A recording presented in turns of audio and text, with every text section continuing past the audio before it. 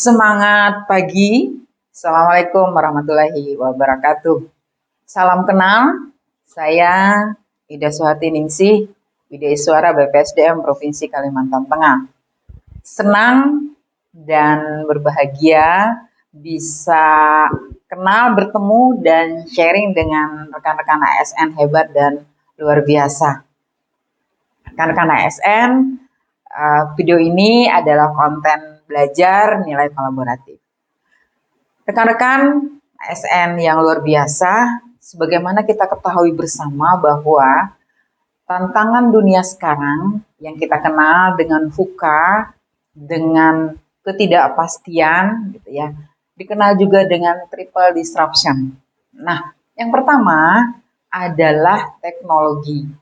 Kita sekarang berada di revolusi industri 4.0 yang menuju ke era society 5.0, di mana nanti akan ada banyak pekerjaan yang digantikan oleh robot.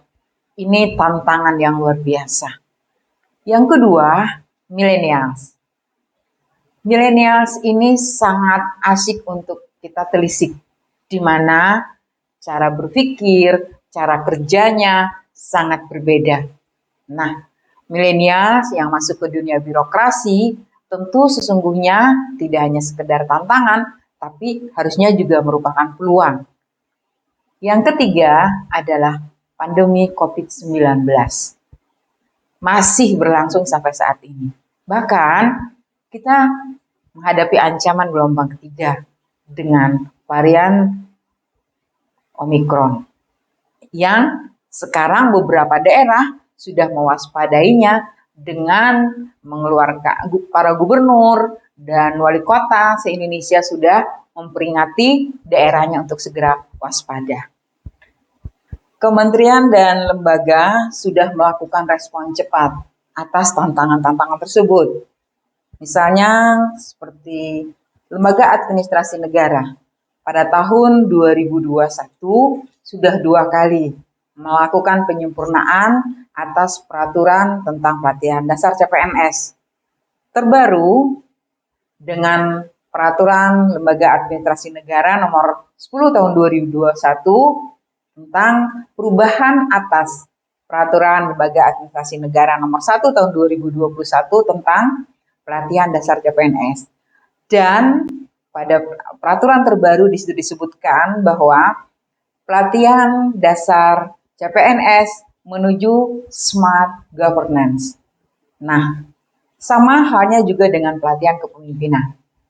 Ini terobosan yang luar biasa dalam rangka mempersiapkan ASN untuk menghadapi birokrasi di era revolusi industri 4.0.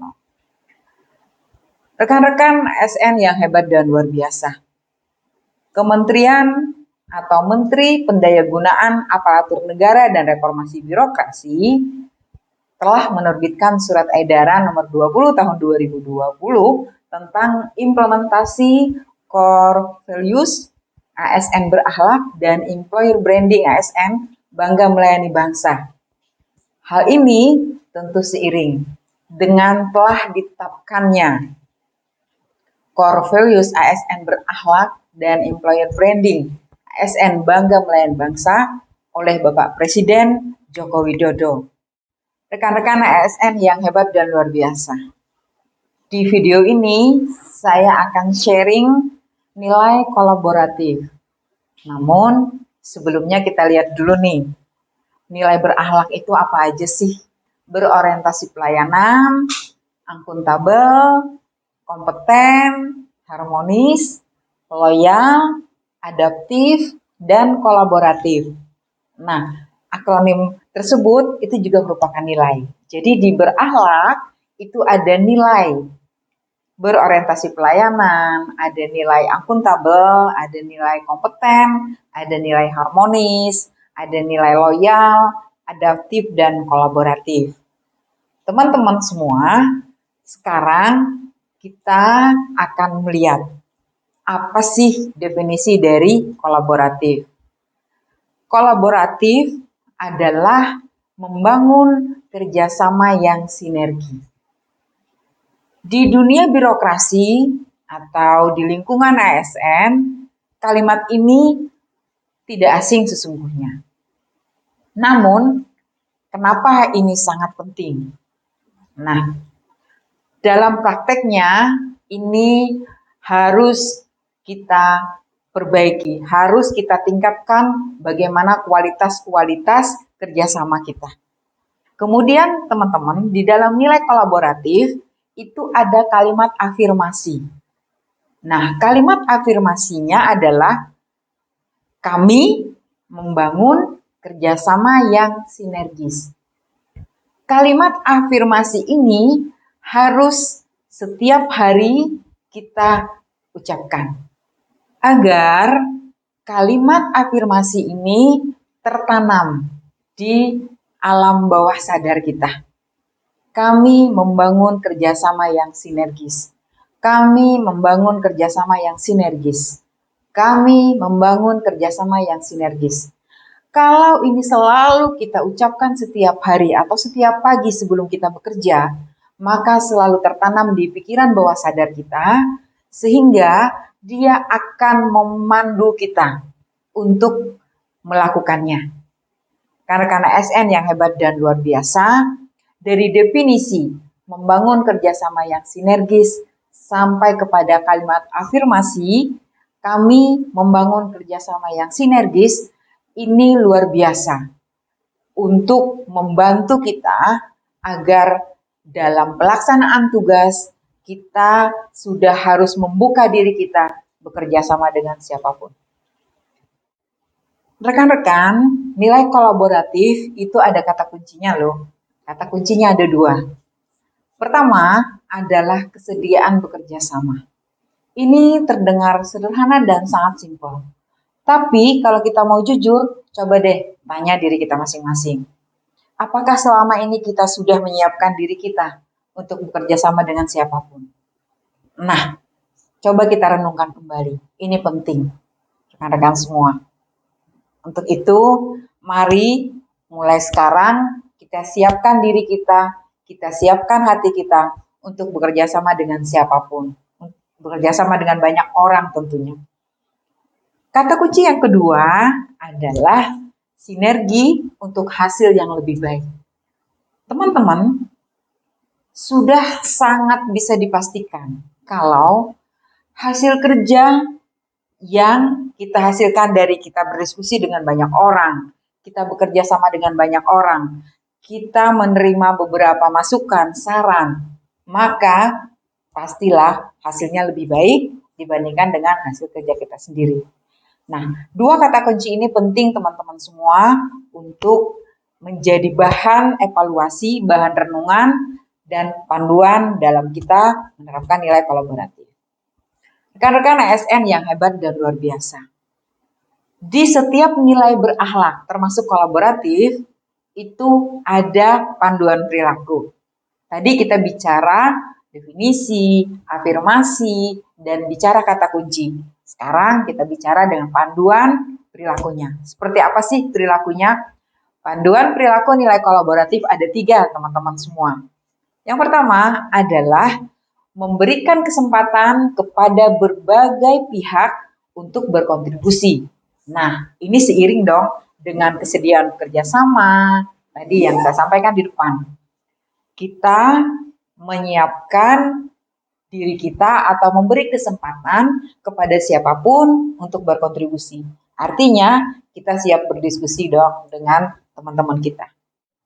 Panduan perilaku yang kedua adalah terbuka dalam bekerja sama untuk menghasilkan nilai tambah.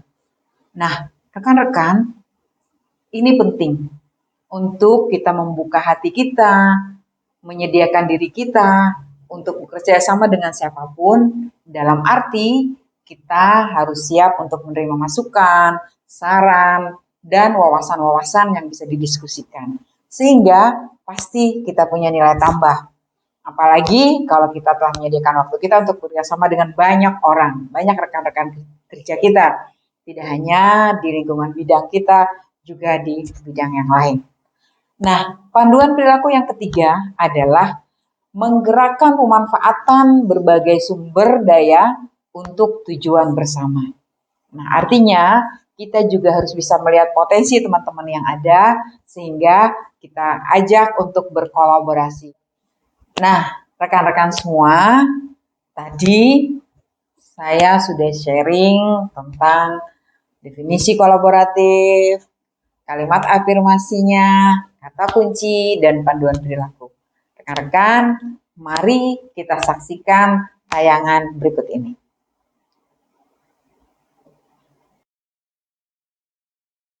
Pandemi COVID-19 lah yang memacu BPSDM Provinsi Kalimantan Tengah untuk segera bertransformasi. Pada tahun 2021, BPSDM Provinsi Kalimantan Tengah melaksanakan pelatihan kepemimpinan dan pelatihan dasar CPNS dengan metode blended learning. Hal ini menuntut ASN BPSDM untuk segera keluar dari zona nyaman. Metode pelatihan klasikal yang dulu kita anggap terbaik sudah tidak bisa lagi kita lakukan. Perubahan kondisi ini mengharuskan ASN BPSDM banyak belajar agar mampu menyelenggarakan atau memfasilitasi pelatihan berbasis teknologi. Pada pelaksanaan pelatihan kepemimpinan dan pelatihan dasar CPNS metode blended learning, BPSDM Provinsi Kalimantan Tengah telah menerapkan atau mengimplementasikan kode etik yang disebut juga dengan panduan perilaku kolaboratif, yaitu memberikan kesempatan kepada berbagai pihak untuk berkontribusi serta terbuka dalam bekerja sama untuk menghasilkan nilai tambah.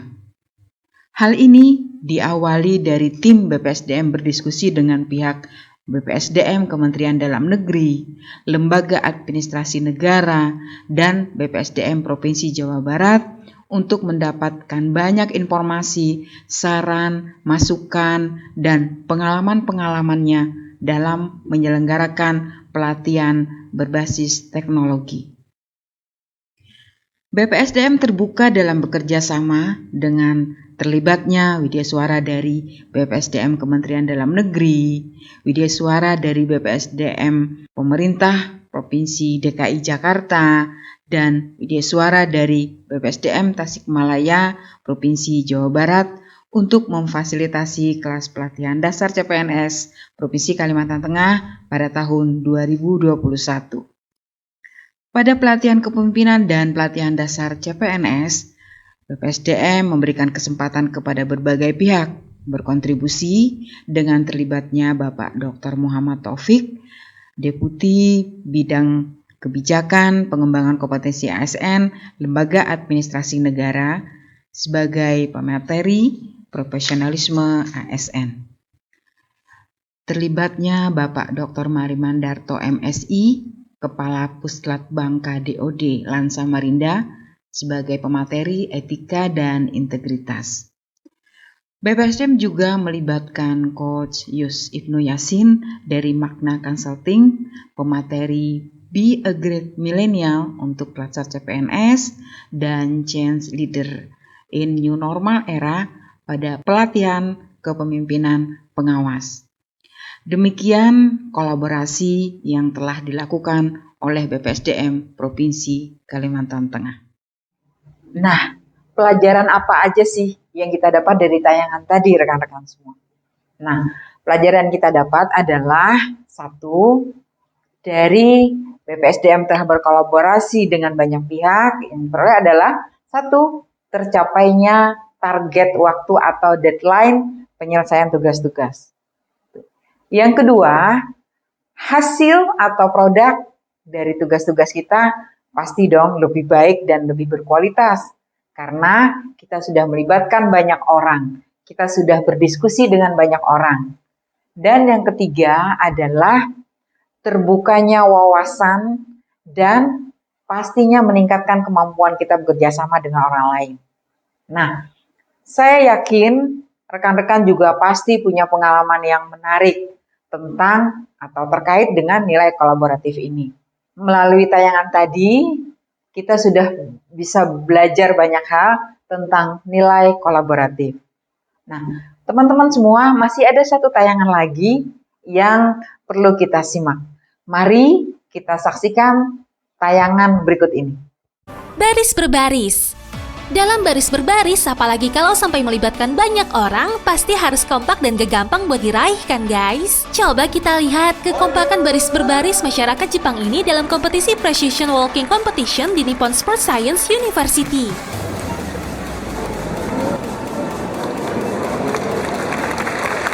Wah, bisa rapi dan kompak banget ya guys. Terlebih, mereka nggak hanya menampilkan satu formasi, tapi juga berbagai formasi. Mulai dari dipecah sampai bersatu kembali, semuanya terlihat kompak dan tanpa kesalahan.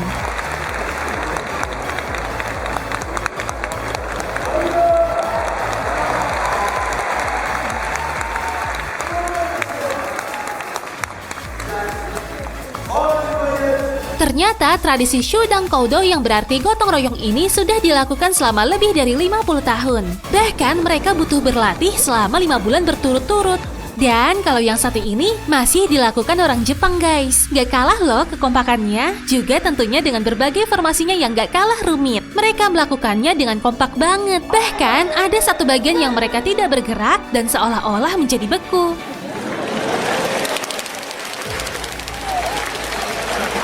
Ini sih nggak cuma kompak ya guys, tapi juga kreatif dalam menciptakan gerakan yang sinkron banget.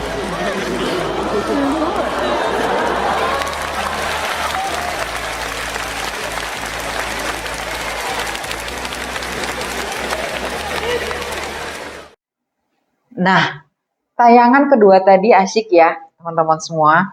Nah, kita bisa belajar apa dari tayangan kedua tadi? Dari tayangan kedua tadi, memberi kita pelajaran bahwa begitu indahnya kolaborasi sebuah tim atau begitu indahnya kolaborasi tim. Pelajaran yang kita dapat dari tayangan yang kedua tadi adalah apa, teman-teman semua? Satu, fokus. Fokusnya terhadap apa? Fokus terhadap tujuan dan fokus dengan tugas kita masing-masing, karena tugas kita masing-masing adalah berjalan menuju pencapaian atau berjalan menuju tercapainya tujuan. Yang kedua adalah disiplin. Disiplin adalah kata kunci. Tadi bisa kita bayangkan di tayangan kedua tadi, kalau ada dari tim yang tidak disiplin, apa yang terjadi? Kacau. Nah, sama dengan kita melaksanakan kesehari-harian kita, tugas kita di kantor, di unit kerja masing-masing. Kalau setiap kita tidak disiplin, apa yang terjadi? Tujuan akan sangat lamban tercapainya, atau bahkan mungkin tujuan tidak akan bisa tercapai kalau kita tidak disiplin. Rekan-rekan ASN yang hebat dan luar biasa, nah kita sudah panjang lebar tadi membahas tentang nilai kolaboratif. Demikian sharing dari saya nilai kolaboratif. Terima kasih sudah menyaksikan, semoga bermanfaat. Sebagai panduan kita melaksanakan tugas, tetap semangat. Mohon maaf atas yang tidak berkenan. Sampai jumpa. Assalamualaikum warahmatullahi wabarakatuh dan semangat pagi.